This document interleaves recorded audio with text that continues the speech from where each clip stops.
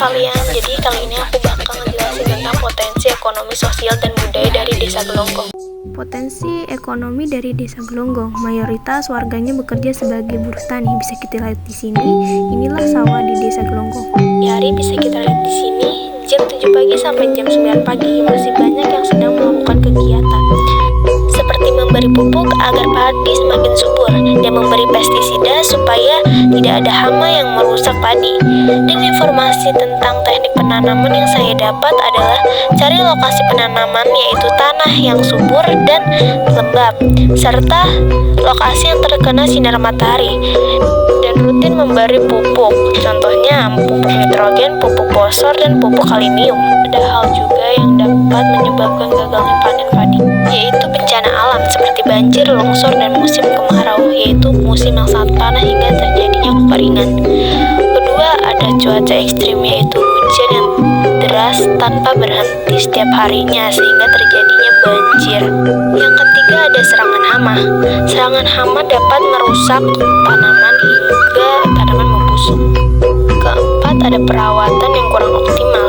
Perawatan yang kurang optimal dan terjadi karena jarangnya mengecek kondisi padi sehingga tidak tahu apakah padi layak dipanen atau tidak. Ada pula hal yang harus dilakukan untuk menghindari terjadinya gagalnya panen padi.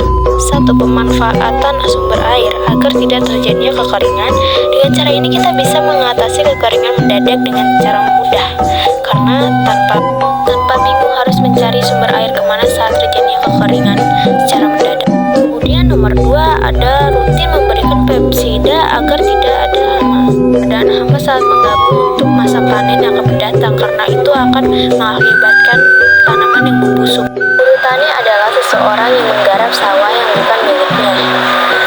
Ada pula jenis alat tanam padi yang terdiri 4 jenis, yaitu peralatan tanam padi yang dibagi menjadi 2, yaitu menanam benih dan menanam bibit.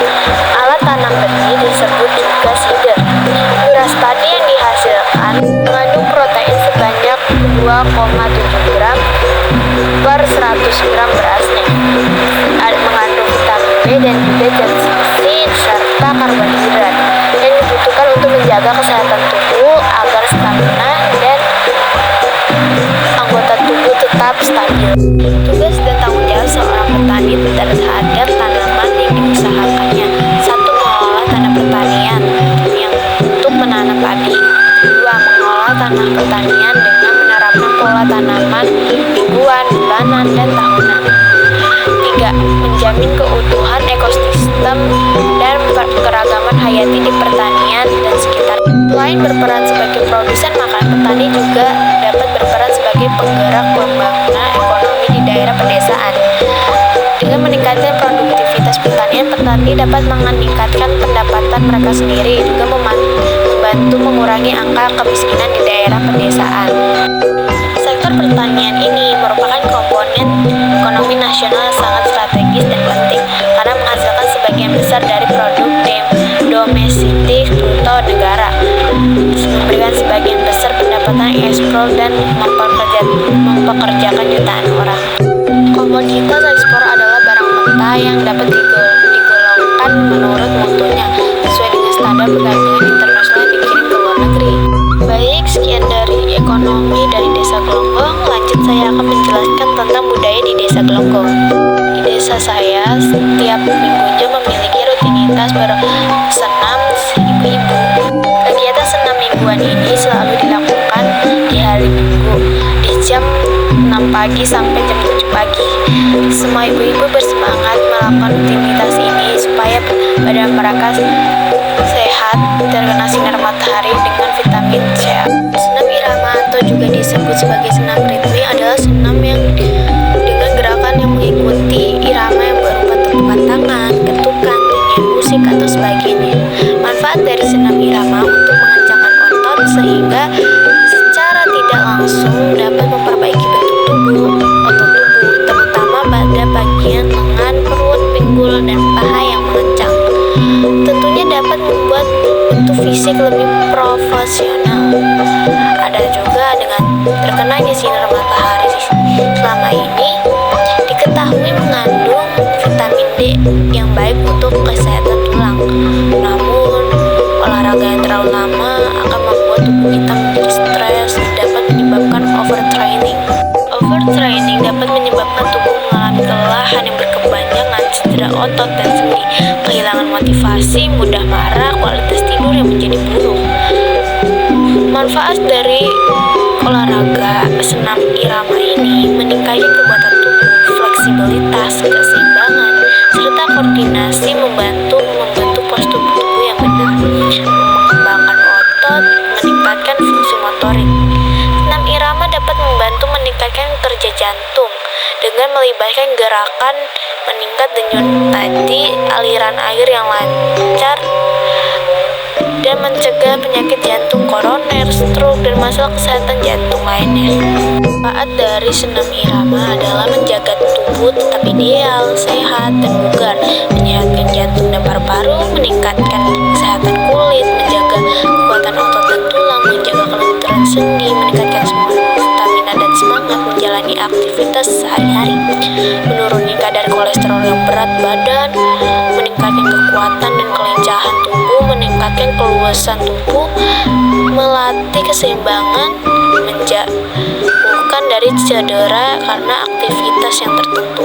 Senam irama atau senam ritme merupakan salah satu alternatif metode yang digunakan untuk meningkatkan konsentrasi anak melalui gerakan tubuh yang menyebabkan aliran-aliran darah ke otak berjalan dengan lancar dan otak mendapatkan oksigen yang banyak sehingga otak berfungsi secara optimal. Senam irama memadukan gerakan tari dan balet yang terdiri dari gerakan pemanasan, bagian inti, dan bagian pendinginan.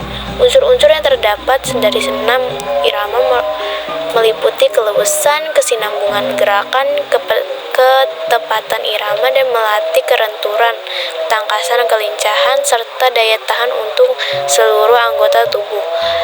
Olahraga ini sering menjadi cabang olahraga yang dilombakan di berbagai ajang besar seperti Olimpiade dan pertandingan skala internasional. Baik, mungkin itu sekian dari penjelasan budaya di Desa Gelonggong. Lanjut saya bakal menjelaskan tentang sosial di Desa Gelonggong. Di desa saya tiap bulannya rutin mengadakan Ayu Posyandu supaya anak-anak terjaga kesehatannya, untuk mengecek suhu tubuh apakah dia tinggi supaya tidak terkena penyakit stunting. Tujuan posyandu adalah memantau tumbuh kembang anak sehingga anak terhindar dari resiko kekurangan gizi atau gizi buruk. Mendeteksi sejak dini bila terdapat kelainan pada anak, ibu hamil, dan ibu menyusui sehingga penanganan dapat segera dilakukan, memberikan imunisasi lengkap. Dan dari posyandu adalah pelayanan keluarga berencana atau KB, kesehatan ibu dan anak yaitu KIA, imunisasi, perbaikan gizi, dan penanggulangan diare. Kedepannya posyandu diperuntukkan untuk seluruh sasaran siklus hidup yaitu ibu hamil dan menyusui, bayi dan balita, usia sekolah dan remaja, serta usia produktif dan lanjut usia. Kemudian ada 7 langkah dalam posyandu yaitu pendaftaran, penimbangan berat badan, dan pengukuran panjang badan bayi atau balita, pencatatan kartu menuju sehat KMS, penyuluhan kesehatan, pelayanan kesehatan seperti imunisasi atau KB, penganekaragaman pangan, peningkatan ekonomi keluarga. Pelayanan tambahan yang diberikan adalah pelayanan bumil dan menyusui, program pengembangan anak usia dini yaitu PADU yang diintegrasikan dengan program Dina Keluarga Balita BKB dan kelompok bermain lainnya, program dana sehat atau JPKM, dan sejenisnya seperti tabulin, tabunus, dan sebagainya. Program penyuluhan dan penyakit pada setempat, menyediakan air bersih, menyehatkan lingkungan pemukiman.